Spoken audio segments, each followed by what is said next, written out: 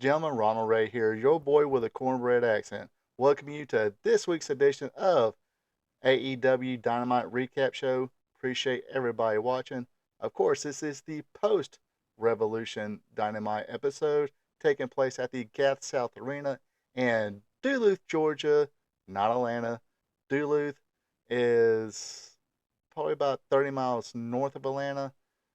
Anyway, was wanting to go to the show, but wasn't able to because of work. But I was able to attend the collision tapings, uh, and they also filmed some stuff for Ring of Honor. That was a good show to attend. I'll give like a non spoiler type. I'll just talk about it a little bit on my Spot Show live stream special Friday edition. However, the only thing special about it is on Friday night. But like I says, just gonna give a few tidbits, non spoilers, maybe one spoiler, but I think everybody pretty much knows where you know that situation was going to end up in. Anyway, if you're entertained by this, click the like button. Also, leave a comment what you think about this week's Dynamite. Me personally, I thought it was actually a pretty good episode of Dynamite. Also, be a champ and hit that subscribe button.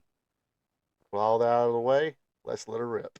Kicking things off on Dynamite this week was a basically a WWS kind of you know promo session. Out comes Swerve Strickland. He does a pure babyface promo here. He went in and kind of questioned himself. Didn't know if he, said he not sure if he was ready for that spot yet, or something was telling him he's not ready for it yet.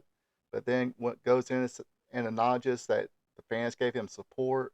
Uh, also says in the end nothing changes.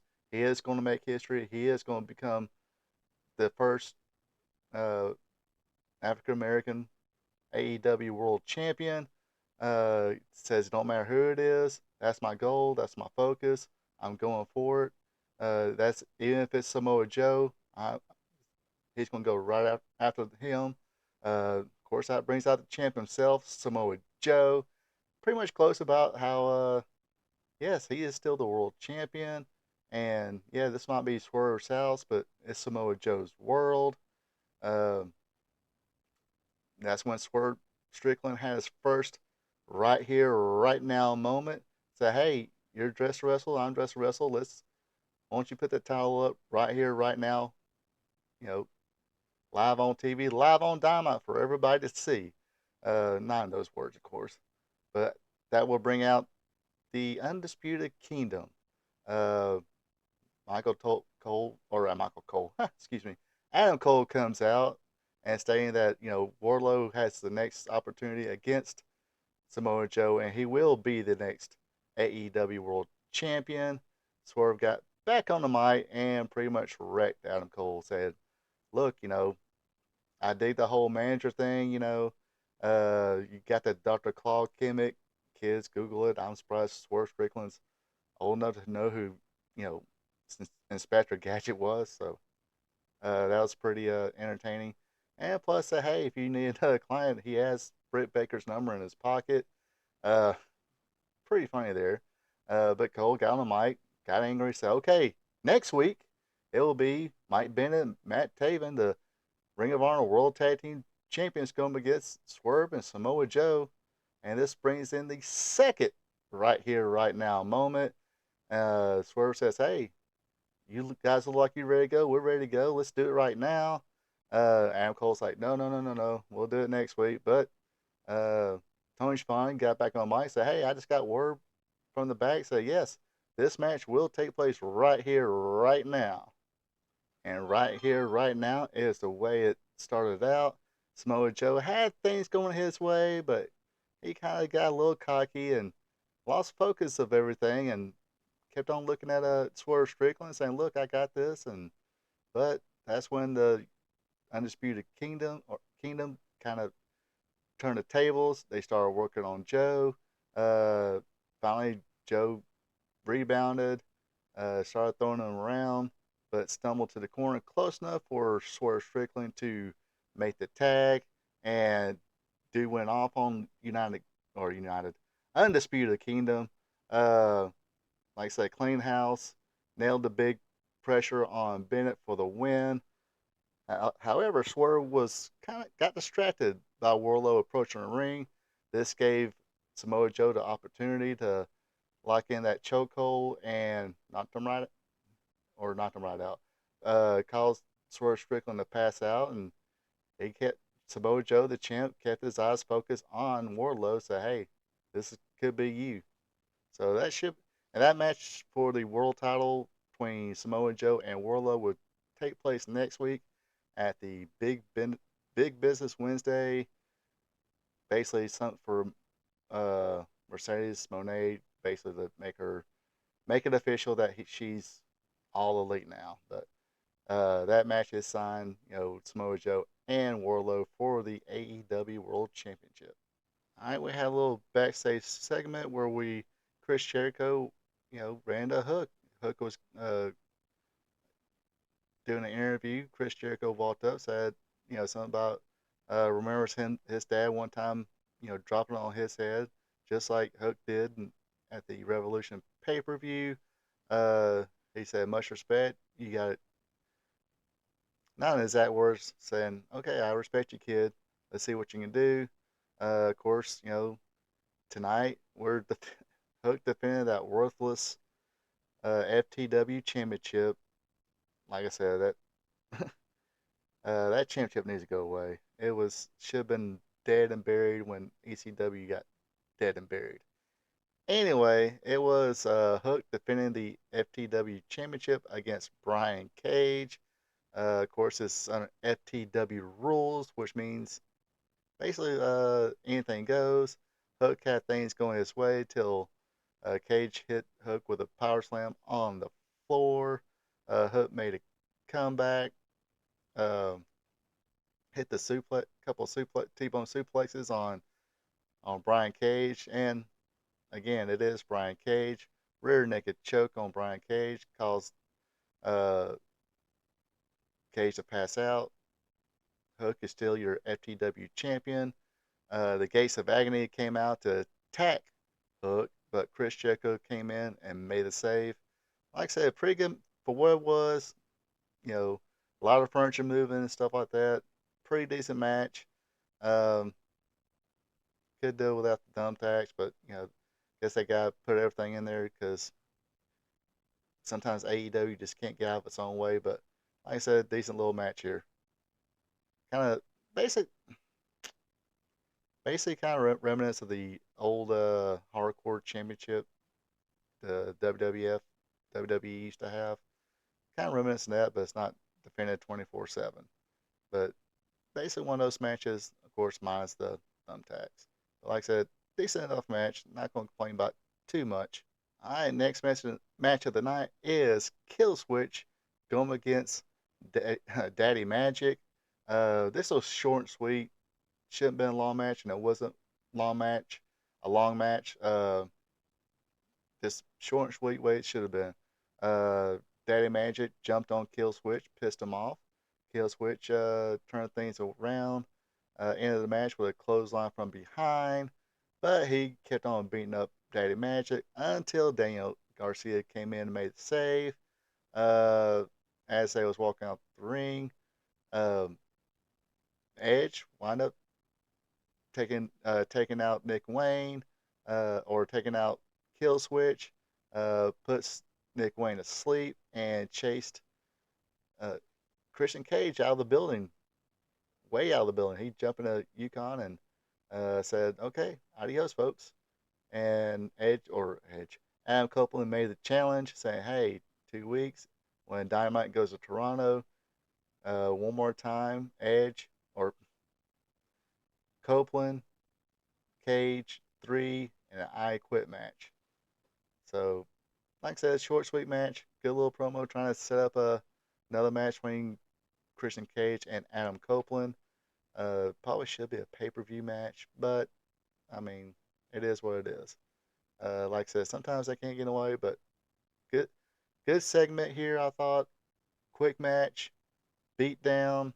Somebody else trying to make the save, kind of fails. They get beat up, walk to the ring, and the superstar winds up cleaning the house and makes a challenge to the champion or to the Hill champion which is Christian Cage. Uh, Nothing wrong with this segment, I don't think. Pretty good stuff. All right, next segment involves your EVPs, Matthew and Nicholas Jackson. They come out to the ring earlier tonight, said they have two big announcements.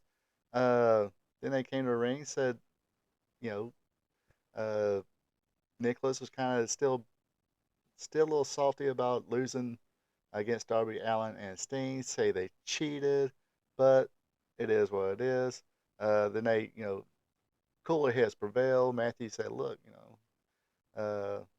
we ended Sting's career, so take that as you will." They're gonna say they're heels. They're heels now, so that fit perfectly. Saying they ended Sting's career.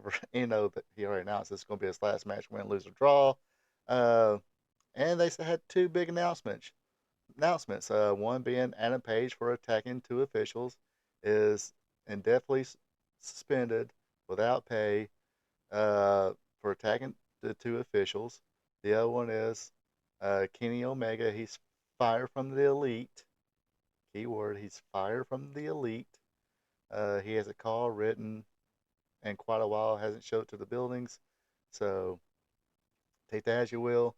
Aiden Kingston, he wobbles out to the ring. He said he's got some bad things to say about him, so you probably want to find me. Throw some handful of cash at him, but things will get physical. Uh, EVPs wind up getting an upper hand. They were about to give him the EVP trigger. That's when this guy. There we go. Let me blow this up a little bit. If I can. There we go. Okada, he made his way to the ring. Looked like he was going to have Eddie Kingston's badge, but nah, he decides to give him the Rainmaker, which makes Okada now my official favorite wrestler of AEW. Put the world title on him right now. Okay, just kidding. Anyway, he signed a fat contract. Probably talk about that on the Friday night edition of Spot Show live stream. Check it out. Uh, anyway, so it is official. Uh, Okada is with the elite. He is all elite. Oops. Let me fix this. Oh crap! This is what happens when you don't have good editors, or you too cheap to have it. There we go. Uh, Konosuke Okada is officially hashtag all elite. Like I said, I think the like 4 years, almost $5 million, or 3 years, almost $5 million. That's a that's a that's a nice little pay. A few years of paydays there. So, but dude's 36 years old. Good for him. Um, like I said, more about that come Friday edition of Spot Show live stream. Good segment here. Like I said, dude's my favorite wrestler now because he took out Eddie Kingston. Next. All right, next match of the night features the ladies. It is Chris Statlander versus Riho. This was a pretty good match here, back and forth. Uh, to begin things with, Statlander kind of got a big portion of the match using her power. Whoops, there we go. Um, then Riho wound up making a comeback. Uh, the one problem I did have with this was, like I said, good match until Rio, after getting dumped on her head and stiff shots, uh, took three, short clotheslines, pops up just like that, no problem. They did some more back and forth. There was a couple times where Stratlander had it. Um, Stokely threw a chain in the ring, distracted the referee, but Chris Statlander said, no, not going to do it. So um, she was setting her up again for another German, but Riho wound up coming right back alive. And victory roll 1, 2, 3. Riho gets the win on this one. Um, I would have put Chris Statlander over. Don't need that Stoke. I guess they try and do some kind of. Gotta give him credit for trying. some little storyline here, but uh, it is what it is. Like I said, decent match. Trying to give a little storyline to this. Not sure where it's going. Honestly, I haven't watched a couple of weeks, so probably still pay a little more attention now because, like I said, uh, this show is really good and it makes me want to actually tune in, even though I'm not a big Sasha Banks fan. Anyway, more on that later. Let's get to the next match. Next segment features Darby Allin. He comes out to the ring. Basically says, "Look, uh, 30 miles from here, south of here, I was homeless, trying to break into business, trying to become a professional wrestler. Now here he is. Got the team with an icon, which, by the way, he did lay the belt down. Said, look, even though it's already announced that there was going to be a tournament for it, uh, Darby Allin's about to go climb Mount Everest. Good luck to that young man doing that. Hopefully he gets to the top and gets down safely. Uh, and comes back to the ring, of course.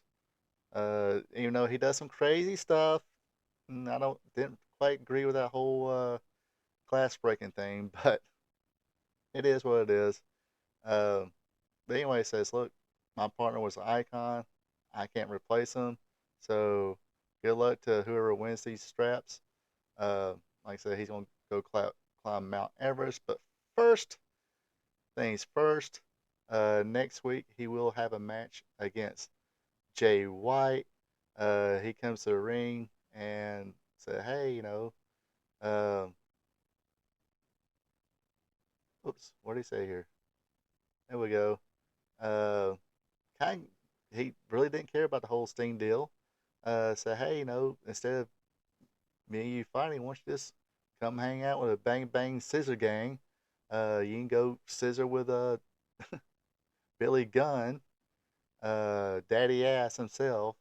But Darby said, look, I don't believe this hype about Jay White. It's supposedly sold out the Tokyo Dome and stuff like that. Now he's here. He's playing with, a cardboard cutout of himself. Then he would whisper something in Jay White's ear, and don't know what it is. We can all assume what he might have said. Might have said, "Hey, I'm Robin." Uh, anyway, so yeah, this pretty much sets up the match between Jay White and Darby Allin for next week. And that was the end of the segment after he whispered in sweet nothings in his ear. Basically getting it's kind of stagnant now. We're doing the ear whispering thing. It's like, come on, dude, just let it out. Uh, I'm gonna beat your ass or something like that. Why secrets? Anyway, that was the end of this segment. Time for the main. All right, and it is time for the main event of the night. It is Will Ospreay going against Kyle Fletcher. That's why I say Kyler Fletcher. Kyle Fletcher, and if you see me on any of these shows, you know I'm pretty high on this kid, Kyle Fletcher. And this was a outstanding match. Um, Especially if you like the spots here and there. Yes, they were, but you know, this is what they do. Back and forth until Fletcher will whip Osprey hard in the corner. Osprey would regroup for a little bit, but Fletcher came back and gave him a hard body slam. Kind of started working on the back and neck a little bit. Will would come back, hit a couple of his signature moves. Kyle then again uh, will cut him off, nail a half Nelson suplex with a brainbuster. Again, Will regrouped again. They traded chops, high impact, um, near falls. Basically, trading a bunch of finishers for near falls. Will Spray would win when he hits the hidden blade. I think that's what they call it. Wasn't quite hidden, but uh, he nailed him with it, um, giving Osprey the win. They shake hands. Then at the end, Brian Danielson's music hits. He comes to the ring. They have a little bit of stare down moment, and that right there is pretty much how they ended the show with them kind of walking towards each other.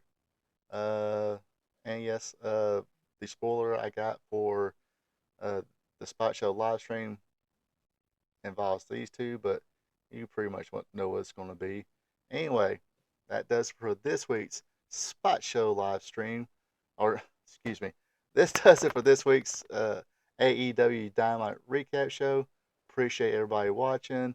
Again, come back next week, and we'll see what how the big business Wednesday goes. Hopefully they can follow up because this was a really good. It's probably one of the best dynamites I've ever seen. So hopefully they can build up on that and keep going, and don't get frustrated. You didn't get a big rating or anything like that. Rome wasn't built in a day. Uh,